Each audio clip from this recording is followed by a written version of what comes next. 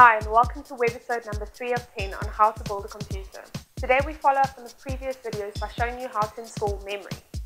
Depending on the age of your computer, you'll be installing one of 3 different types of memory: DDR, DDR2 or DDR3. You can easily identify which memory you need by looking in your motherboard manual. It'll tell you what type of memory your motherboard uses.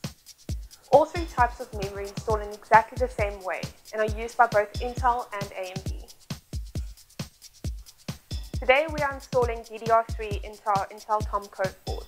Remember, before choosing your memory configuration, take into account whether your motherboard supports dual or triple channel memory. Dual or triple channel memory can greatly improve your memory performance. In this case, our Tom Cove supports dual channel. We are going to install 2 memory modules to achieve optimum performance. If your system supports tri-channel, you would install 3 memory modules to optimize performance. If your board does support dual or tri-channel memory, it is not compulsory to utilize this feature. However, we do recommend it. To install a memory module, find the gold-plated connectors and look along the side for the notch. You will notice one side of the notch is longer than the other. Here are the memory slots. The Tom Cove has 4 slots, meaning you can add up to 4 modules. Match the long side of the module to the long side of the memory slot.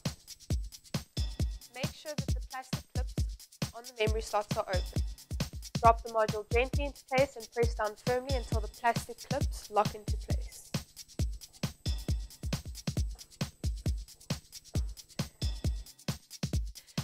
You will see the slots are color-coded. To use dual channel, make sure you use the same color slots. Repeat the process for the second module into the other blue slot.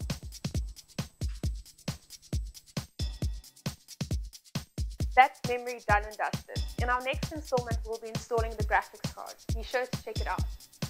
And rate this video on YouTube and share it on Facebook. Cheers, see you next time.